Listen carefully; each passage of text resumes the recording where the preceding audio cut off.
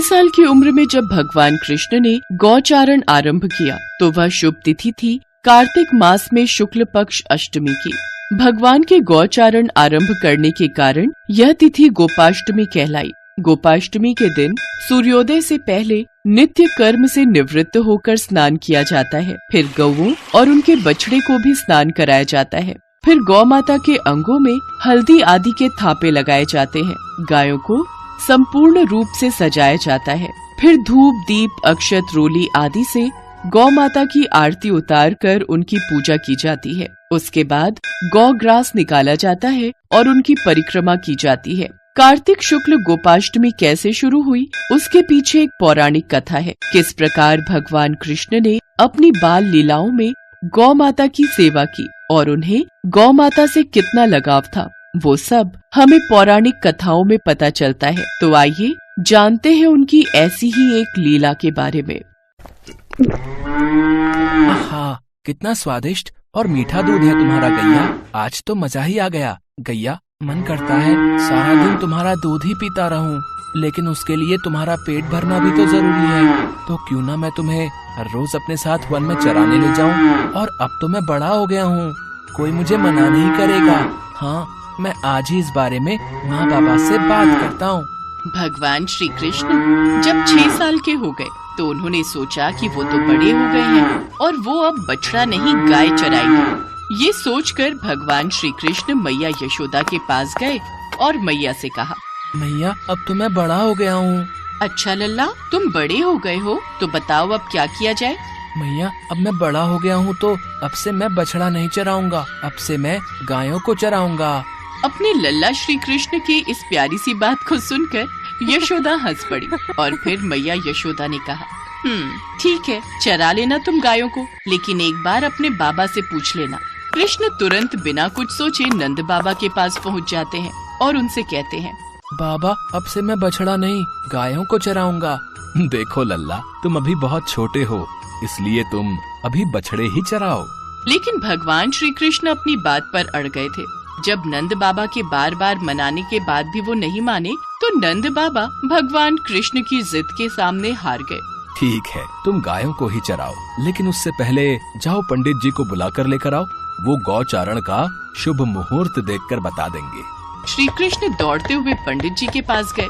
पंडित जी, आपको बाबा ने बुलाया है गौचारण के मुहूर्त देखने के लिए, और आपको मुहूर्त आज का ही बताना है। अगर आप ऐसा करेंगे तो मैं आपको बहुत सारा माखन ला कर दूंगा। कृष्ण की इस बात पर पंडित जी मुस्कुराए।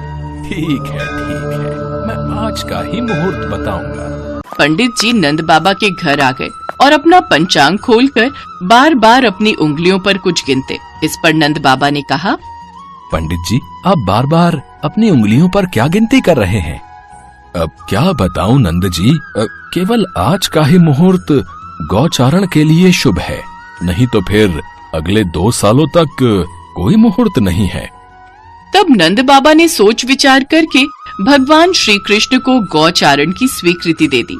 जिस दिन भगवान ने गाय चराना प्रारंभ किया वो दिन गोपा अष्टमी के नाम से जाना जाता है। अब भगवान श्री कृष्ण गौ चराने के लिए तैयार होने लगते हैं और मैया यशोदा उनका श्रृंगार कर रही हैं। लेकिन जैसे ही मैया यशोदा कृष्ण को उनके पैरों में जूतियां पहनाने लगी तो कृष्ण बोले, मैया, मैं इसको नहीं पहनूंगा। मेरी गैया भी तो जूते नहीं पहनती, तो मैं कैसे पहन लूं? अब मैं भी तभी जूते पहनूंगा जब पहले आप सभी गायन को भी जूते पहनाएंगी। ये कैसा मजाक है कृष्ण, वो तो गैया है, भला वो जूते कैसे पहनेंगी? इसके बाद से भगवान श्री कृष्ण जब तक वृंदावन में रहे उन्होंने कभी जूतियां नहीं पहनी और नंगे पैर ही पूरे वृंदावन की धरती को पावन करते रहे। अब भगवान श्री कृष्ण भी अपने सखाओं संग गायों को चराने नंगे पांव ही निकल जाते। कृष्ण जहाँ गायों को चराने लगे तो वो वन सभी गायों के लिए हरा भरा हो गया और अनेक प्रकार के रंग बिरंगी फूल पत्तियों वाला हो गया है। अपनी गैया के प्रति अपने प्रेम को कृष्ण ने बड़े ही प्यार से दर्शाया और 6 साल की उम्र से ही गैया चराने निकल गए।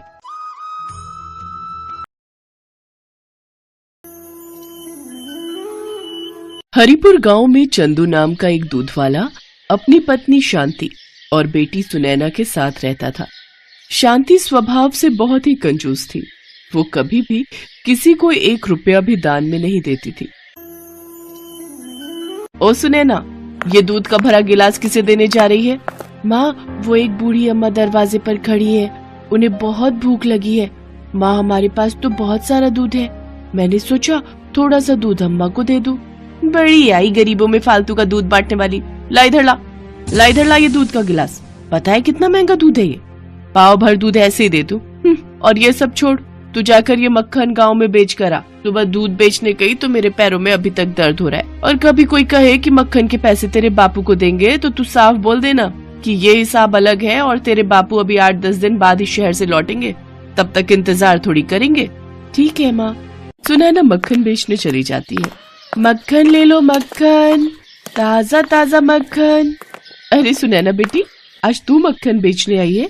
सुबह दूध शांति दे गई थी। तेरे बापू घर पर नहीं है क्या? हाँ काकी, बापू कुछ दिनों के लिए शहर गए हैं। माँ सुबह दूध बेचने आई थी पर उनके पैरों में दर्द था, इसलिए अब मैं मक्खन बेचने निकली हूँ। अच्छा, ला 1 किलो मक्खन कर दे। और फिर इसी तरह सुनैना गांव में मक्खन बेचकर घर लौटी। उसके पास बहुत सारे पैसे थे। ये देखकर शांति खुश हो गई। अरे वाह, सुबह दूध की भी अच्छी कमाई हो गई और अब साथ ही साथ मक्खन भी बहुत अच्छे दामों में बिक गया। माँ, जब तक बापू नहीं आते तब तक मैं मक्खन बेच आऊंगी, इससे तुम्हें आराम मिलेगा। ठीक है, पर मक्खन अच्छे दामों में बेचना ताकि हमारी अच्छी कमाई हो। अब सुनैना रोज मक्खन बेचने जाने लगी। एक दिन सुनैना मक्खन बेचने जा रही थी। रास्ते में राधा कृष्ण मंदिर पड़ा। सुनैना कुछ देर आराम करने मंदिर की सीढ़ियों पर बैठ गई। तभी उसे मंदिर में पंडित जी द्वारा कही जा रही भगवान कृष्ण के बाल्यकाल की कथा की आवाज आई। यशोदा मैया भगवान कृष्ण के लिए रोजाना माखन निकाल कर रखती, पर कृष्ण को माखन इतना प्रिय था कि वो अपने मित्रों के साथ गांव की गोपियों का भी माखन चुरा कर खा जाते थे। गांव में जिस घर भी माखन बनता था, कृष्ण अपने सारी सखाओं के साथ झट से पहुंच जाते और ताजा ताजा मटकी का माखन खा लेते थे। कृष्ण को माखन बहुत प्रिय है। पंडित जी, क्या भगवान कृष्ण को आज भी माखन का भोग लगा सकते हैं? हाँ बेटी, क्यों नहीं। भगवान कृष्ण तो प्रेम के भूखे हैं और माखन तो उन्हें बहुत पसंद है। पर गांव के लोग केवल जन्माष्टमी पर ही भगवान कृष्ण को माखन खिलाते हैं, और दिनों में कोई माखन नहीं लाता। पंडित जी चिंता मत कीजिए, अब मैं रोजाना कृष्ण के लिए माखन लेकर आऊंगी। ये लीजिए पंडित जी, मेरे पास बहुत सारा माखन है और इसमें से थोड़ा सा भगवान कृष्ण को खिला दीजिए। जीती रहो बेटी, खुश रहो। अब सुनैना रोजाना ही जब मक्खन बेचने जाती तो थोड़ा माखन भगवान कृष्ण के लिए निकालती और उसके बाद बचा हुआ माखन बेच देती। माँ, ये लो आज के माखन के पैसे। क्या बात है सुनैना, आजकल तू माखन के बहुत कम पैसे दे रही है, कहीं तू पैसों को खर्च तो नहीं कर देती? नहीं माँ, मैं तो सारा माखन बेच कर आती हूँ। वो तो लग रहा है गाय भैंस दूध पतला दे रही है, इसी कारण माखन कम निकलता है। कुछ तो गड़बड़ है, मुझे इसका पीछा करना होगा। जरूर सुनैना मेरे से झूठ बोल रही है। शांति सुनैना का पीछा करती है। सुनैना मंदिर के आगे जैसे ही रुकती है, शांति उसका हाथ पकड़ लेती है। ये तू मंदिर में कहाँ जा रही है? मैं तुझे माखन बेचने के लिए भेजती हूँ या खेलने के लिए? चल, अब से मैं भी तेरे साथ माखन बेचने जाया करूंगी। अकेले तू इधर उधर खेलती रहती है। अब क्या करूं, माँ तो मेरे साथ है। अब तो मैं मंदिर में राधा कृष्ण को माखन भी नहीं खिला सकती। शांति ने सुनैना के साथ मक्खन बेचने जाना शुरू कर दिया, इसलिए अब सुनैना मंदिर में राधा कृष्ण को मक्खन खिलाने नहीं जा पाती थी। ऐसे ही कुछ दिन बीत गए। एक दिन सुनैना बापू के साथ बाजार गई हुई थी। तभी पीछे से बहुत ही सुंदर सलोने 2 बच्चे शांति के पास आए। मेरा नाम राधा है और इसका नाम कृष्ण है। हम दोनों मंदिर में रहते हैं। तो मैं क्या करूं? यहाँ क्यों आए हो? सुनैना हम दोनों को रोज माखन खिलाने मंदिर आती है, पर कुछ दिनों से वो नहीं आ रही थी, इसलिए हम दोनों खुद ही आ गए। हाँ, मैंने तो बहुत दिनों से माखन खाया ही नहीं। अच्छा, तो तुमने सुनैना को माखन के पैसे दिए थे? नहीं, हमने माखन के पैसे नहीं दिए। अच्छा, तब भी मैं कहूँ माखन के पैसे इतने कम क्यों बन रहे हैं? मुफ्त का माखन नहीं है हमारे पास। अगर तुम्हारे पास पैसे हैं तभी माखन मिलेगा। और हाँ, इतने दिनों से तुमने जो माखन खाया है ना, उसके भी पैसे मैं वसूल करके रहूंगी। लाओ पैसे दो। हमारे पास पैसे नहीं है। हाँ, ये हमारे पास सोने के कड़े हैं, आप ये रख लो। अरे वाह, माखन के बदले सोने के कड़े।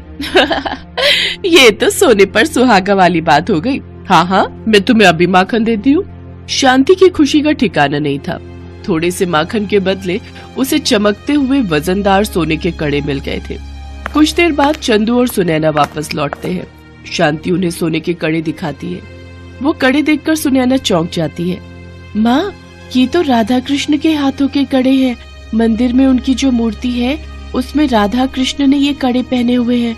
तुमने ये क्या कर दिया माँ? राधा कृष्ण खुद माखन खाने आए थे और तुमने उनसे ये कड़े ले लिए। शांति, भगवान तो प्रेम के भूखे हैं। तुमने माखन भगवान को बेच दिया? इतनी कंजूसी और इतना लालच अच्छी बात नहीं शांति। तुमने भगवान से भी कंजूसी करनी नहीं छोड़ी।